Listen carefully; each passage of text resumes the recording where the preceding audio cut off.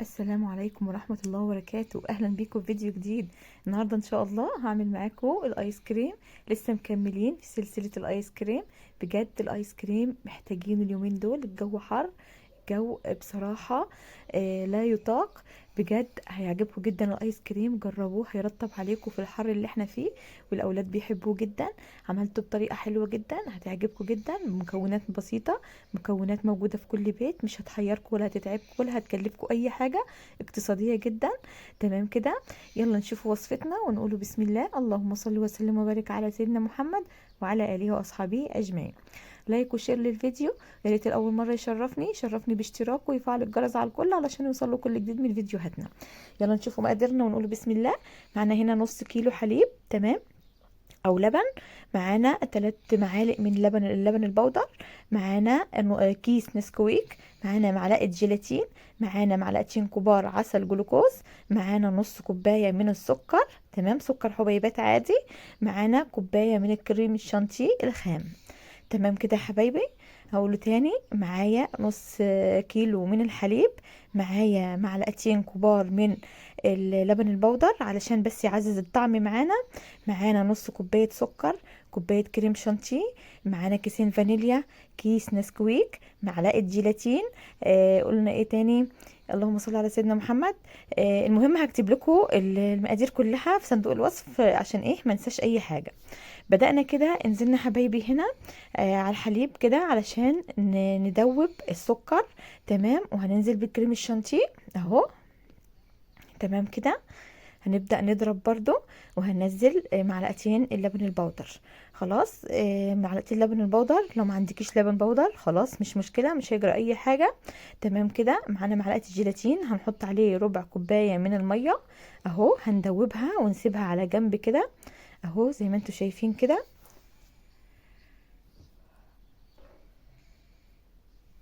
خلاص كده يا حبايبي، انا هدوبها واسيبها على جنب.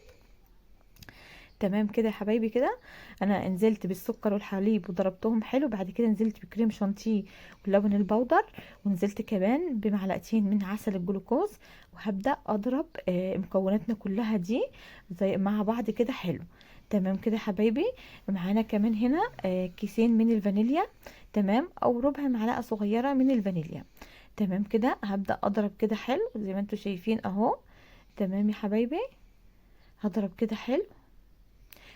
كريم الشانتيه طبعا معانا خام، لو حابة تزودي السكر دي تبع الرغبة حسب رغبتك.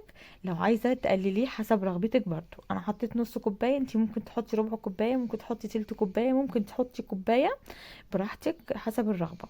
هنا ضربنا كده حلو، وبدأنا ننزل بمعلقة الجيلاتين اللي احنا دوبناها في ربع كوباية من المية. تمام كده اهو زي ما انتوا شايفين. انا هعمله لكم ان شاء الله فانيليا وشوكولاته، بجد تحفه طعمه، فظيع بصراحه، هيعجبكم جدا جدا. انا بعمل دايما حاجات كده او وصفات مقاديرها في كل بيت، اي ست تقدر تعملها، مش مكلفة خالص، اقتصادية. انا بصراحة بعمل يعني الوصفات دي علشان خاطر انا عارفة ان ظروف الناس دلوقتي ما تسمحش احنا نجيب حاجة من بره. خلاص انا حبيت ان انا اعمل الحاجات دي زي ما انا بعملها في بيتي لاولادي، حبيت اعملها لكم علشان تجربوها بمقادير موجودة في بيتكم. خلاص. هنا بدأت اقسم الخليط بتاعي بعد ما ضربت كده الخليط بتاعي كله اهو بالشكل اللي انتوا شايفينه، بالقوام اللي انتوا شايفينه. تمام كده اهو. طرطش الدنيا وبهدل الدنيا. المهم هنا قسمت الخليط بتاعي فانيليا وركنته على جنب، واخدت النص التاني وحطيت عليه كيس من النسكويك.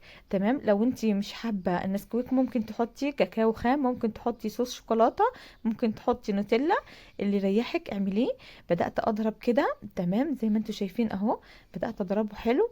خلاص وكده خلاص القوام بقى مظبوط معايا وحلو. تمام اهو يا حبايبي.